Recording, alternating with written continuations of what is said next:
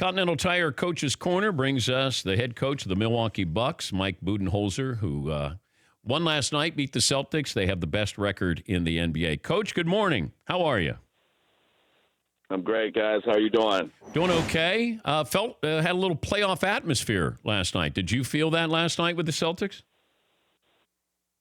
Yeah, it's certainly the defense felt like the playoffs. I think both teams were really good defensively, and neither of us could really get going or get a rhythm offensively. So that's how it is sometimes in the playoffs. And, the crowd, the atmosphere at Fiserv has been great this year. So good to win a close game like that. I don't know how concerned you are right now about this, but it feels like your team wants to get out and go, and Boston was trying to make a little bit more of a half-court game. And as you know, having been on all those great Spurs teams, when you get to the playoffs, these teams, they like to break it, it becomes a half-court game a little bit. How concerned are you that your team, can they be ready for that postseason when it feels like the philosophy during the regular season is to get out and go?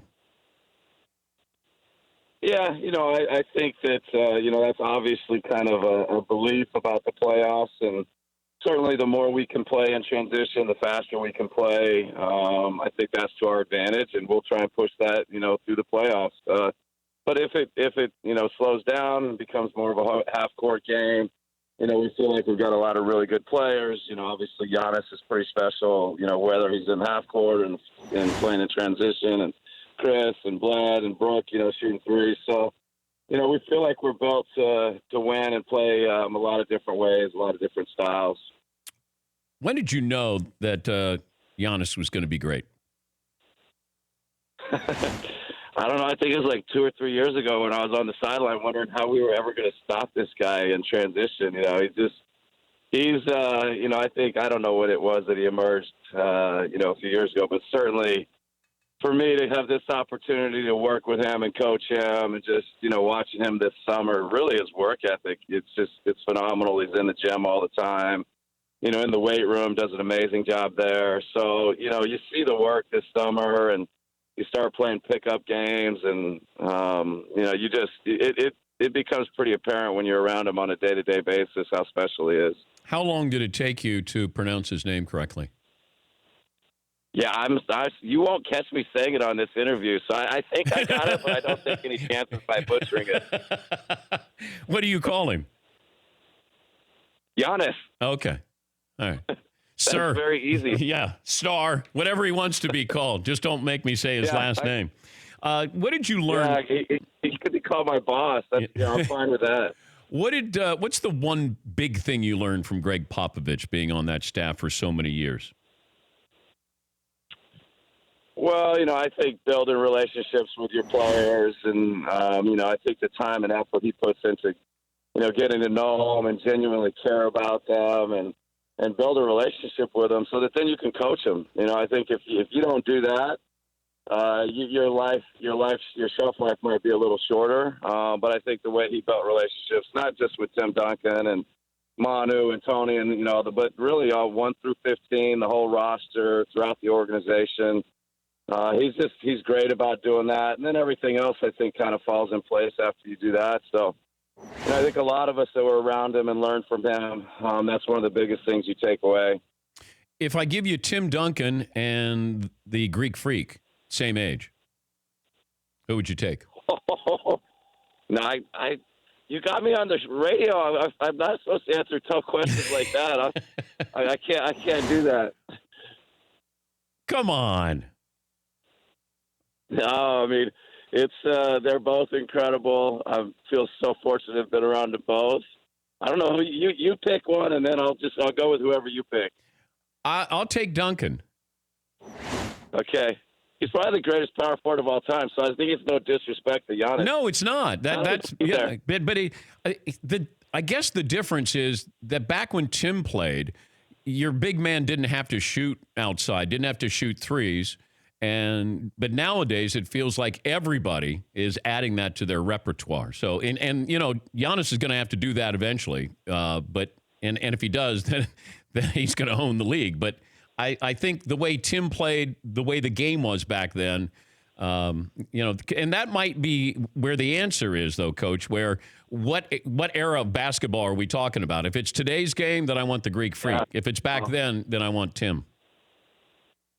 Yeah, no, I mean, that's a good way of looking at it. And there's no doubt. I mean, Timmy, at 24, I think, had won a championship. And, he was just so special. And, played 4 years of college ball. But, he was an incredible player and dominant in that era. And, his post game, his footwork, the fundamentals, and, off the backboard. He could shoot the 15-footer off the backboard. We should see if he take it out to the three-point line and call glass out there. But, Timmy was special, and certainly, feels like Giannis is built similarly and, has a similar career path ahead of him. He's the Bucks head coach, Mike Budenholzer, joining us, Dan Patrick Show. Before you joined the Spurs, what was your job? I graduated from college. I went and played and coached 1 year in Denmark. So I was playing on a men's team and coaching a women's team and basically a high school team. So I was living large in Denmark. Wait. How are you discovered in Denmark? No, well, I don't know if I was discovered, but it was Coach Pop.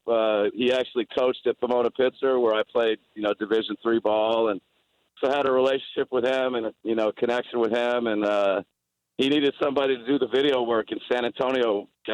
25 years ago, something like that.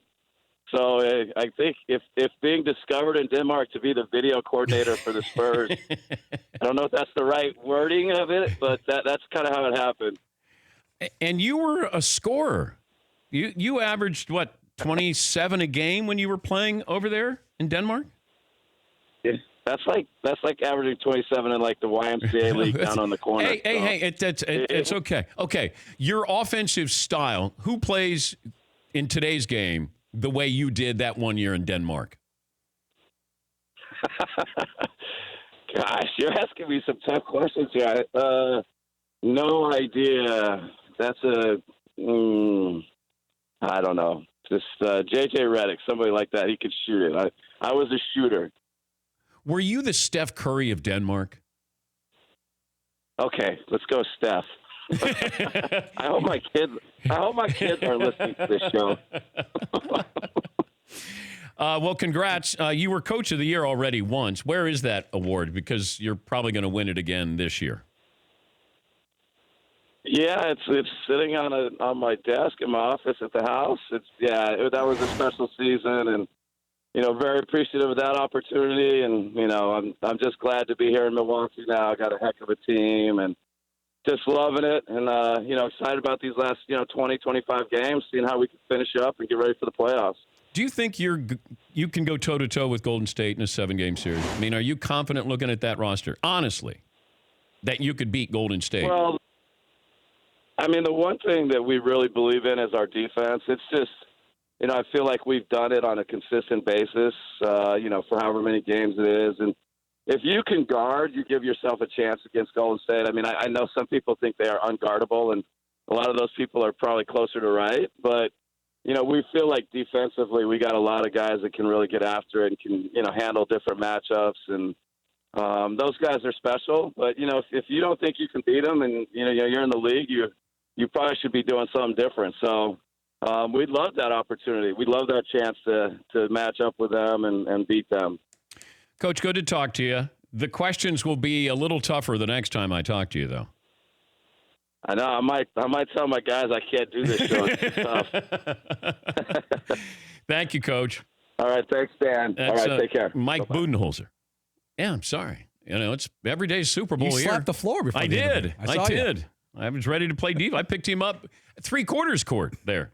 Continental Tire Coach's Corner, proud to be the exclusive tire of the Dan Patrick Show. No matter where you drive, what you drive, how you drive. Continental designs tires for what you do. For more information, visit continentaltire.com. Continental Tire, for what you do. For more Dan Patrick Show, tune to Audience Channel 239 on DirecTV or download the Dan Patrick Show app.